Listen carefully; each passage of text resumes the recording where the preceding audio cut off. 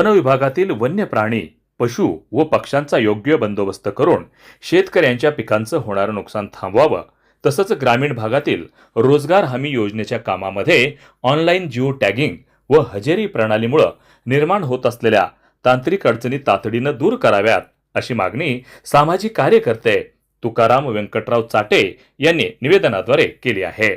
उपविभागीय अधिकारी, वन विभागाधिकारी व फॉरेस्ट विभागाकडे सादर करण्यात आलेल्या निवेदनात चाटे यांनी म्हटलं आहे की वन विभागाकडून मोठ्या प्रमाणावर वृक्ष लागवड करण्यात आली असली तरी काही ठिकाणी वन्य प्राण्यांना उपयोगी पडतील अशा फळझाडांऐवजी अन्य झाडांची लागवड करण्यात आली आहे. त्यामुळं जंगलातील पशु, पक्षी व वन्य प्राण्यांना आवश्यक अन्न उपलब्ध होत नसल्यानं ते शेतीकडे वळत असून शेतकऱ्यांच्या पिकांचं यामुळं मोठ्या प्रमाणात नुकसान होत आहे. जंगलातील नैसर्गिक अन्न साखळी बिघडल्यानं वन्य प्राण्यांचं स्थलांतर वाढलं असून शेतकरी आर्थिक संकटात सापडत आहे. वन विभागानं जंगल परिसरात फळझाडं, फुलझाडं तसंच वन्य प्राण्यांना उपयुक्त ठरणारी पिके घेण्यावर भर द्यावा, अशी मागणी करण्यात आली आहे. तसंच वनक्षेत्रात जलसंधारणाची कामं करून पाणी साठे निर्माण करावेत, वन्य प्राण्यांसाठी चाऱ्याची व्यवस्था करावी आणि जंगल परिसरात सुरक्षित अधिवास निर्माण करण्यासाठी विशेष योजना राबवाव्यात, असंही निवेदनात म्हटलं आहे.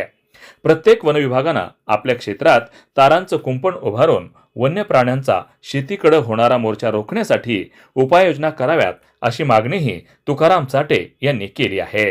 वन विभागातील 30 ते 40% क्षेत्रावर लवकर फळ देणारी झाडे तसंच मका, सूर्यफूल, बाजरी, तूर, सोयाबीन यासारखी पिकं घेऊन जंगलातील प्राण्यांना जंगलातच अन्न उपलब्ध करून द्यावं, अशी सूचनाही चाटे यांनी निवेदनाद्वारे केली आहे. यामुळे पर्यावरणाचा समतोल राखला जाईल आणि शेतकऱ्यांचं पिकांचं नुकसान टाळण्यास मदत होईल, असा विश्वास तुकाराम चाटे यांनी व्यक्त केला आहे. वार्ता न्यूजकरिता परमेश्वर गीते, अंबाजोगाई, जिल्हा बीड. आपण या ठिकाणी उपजिल्हाधिकाऱ्यांना जे निवेदन दिलेलं आहे त्याची कशा पद्धतीची माहिती आणि काय काय मागण्या आहेत? तर हे रोजगार हमीची कामं एक सुरू आहेत. तर त्याच्यामध्ये ते ऑनलाईन पद्धतीनं कॅम्प्युटरमधून हाजऱ्या घेणं हे अतिशय जिगरीचं आणि अडचणीचं झालेलं आहे. कधी असणाऱ्या कोणाचे डोळे कॅच होत नाहीत, तर कधी कोणाचे अंगठे कॅच होत नाहीत, तर अशा अनंत अडचणी. आणि जर झाल्या तर कदाचित तर सर्व्हर डाऊन असते, कधी कम्प्युटरचा घोटाळा असते. अशा अनेक अडचणीमुळे कामावर असलेल्या मजुराच्या हाजऱ्या घेणं एकदम ते फार अवघड आणि जिगरीत झालेले आहे. कामावर मजूर असून सुद्धा त्यांच्या हाजऱ्या पडत नाहीत. त्याच्यासाठी रोजगार सेवकांना किंवा संबंधित जे अधिकारी आहेत त्यांना ऑफलाईन हाजऱ्या घेऊन ऑनलाईन हाजऱ्या कम्प्युटरमध्ये पुन्हा घेऊन त्या सुरळीत कराव्यात आणि रोजगार हमीच्या कामामध्ये जे काही अडचणी त्या दूर कराव्यात, अशा पद्धतीचे एक निवेदन आहे. आणि दुसरं जे निवेदन आहे ते हे वनीकरण आणि फॉरेस्ट जंगलमध्ये सर्व पूर्वीच्या अधिकाऱ्यांनी आणि शासनाने प्रशासनाने उंदीरमारी, करंजे आणि असे जे वन्य प्राण्यांना त्याला फळ नसतात, फुलं नसतात, पानं खाता येत नाहीत, असे सगळे वृक्ष लागवड केलेली आहे.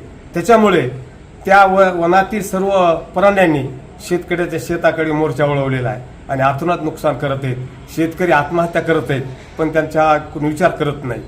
तर शासनाने काय करावं की त्या वन्य प्राण्यांना त्यांच्या क्षेत्रामध्येच फळझाडं, पालेभाज्या त्यांना खाण्यासाठी धान्य पेरावं, अशा पद्धतीने एक निवेदन दिलेलं आहे. जेणेकरून तिथले जे वन्य प्राणी आहेत ते तिथंच थांबतील, त्यांना पाणवटे, पाण्याची सोय करावी, ते वन विभागाचं अभयारण्य तयार होईल, अशा पद्धतीने त्यांना एक निवेदन दिलेलं आहे.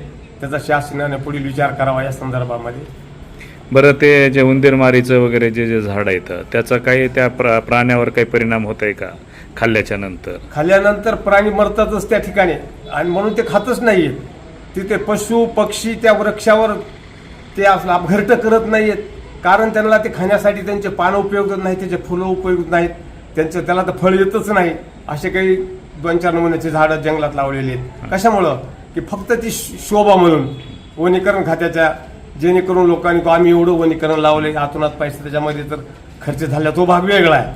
पण जेणेकरून वन्य प्राणी वनातच थांबतील अशी कुठल्याच प्रकारची अद्यापपर्यंत तरतूद केलेली नाही. मग ती फॉरेस्ट जंगल असो, वन खाता असो, अगर दुसरा एखादा विभाग असो. त्याच्यासाठी त्यांना कळकळीची विनंतीचं निवेदन दिलेलं आहे की किंवा जे वन्य प्राणी आहेत, जेणेकरून ते थांबतील अशा प्रकारची फळझाडे लावा, फुलझाडे लावा, पानं लावा. अनेक जीवन प्राण्यांना वृक्षाची पाने खाऊन सुद्धा जीवन जगतात. ते म्हणून ते पानं खाणारी. आणि तुम्ही धान्य पेरा. 2 एकर ऊस लावा ना. तुमच्याकडे 500 एकर हेक्टर जमीन आहे तर 2 हेक्टर तुम्ही ऊस लावा. तिथं प्राणी ऊस खाणार तिथं थांबतील. तुम्ही सूर्यफूल पेरा, तिथं पक्षी थांबतील. 2 एकर बाजरी पेरा, चिमण्या वगैरे तिथं थांबतील. 2 एकर मका पेरा, डुकरं तिथं थांबतील. शेतकरी सगळे येणार नाही अशा प्रकारचं निवेदन दिलेलं आहे. बरं, आता पानवाटेची काय स्थिती आहे सध्या ह्याच्यामध्ये वन विभागामध्ये? सध्या वन विभागाच्या पाणवट्याची कुठलीच सोय नाही. उगाच थोडं कुठंतरी बारगडाला आपलं 1-2 मीटरचे खड्डे केलेले आहेत. पण त्यांच्याच ह्याच्यातून अनेक क्षेत्रामधून चांगल्या मोठ्या नद्याचा ओघ आहे. तो ओघ जागोजाग जर अडवला त्यांनी कोल्हापूर बंधारे करून किंवा दुसऱ्या पद्धतीनं तर वन्य प्राण्याला तिथं पाण्याची सोय झाली तर तिथं झाडे जगतील. पाण्यामुळे वन्य प्राणी थांबतील. अशा प्रकारचं त्यांना विनंती केलेली आहे.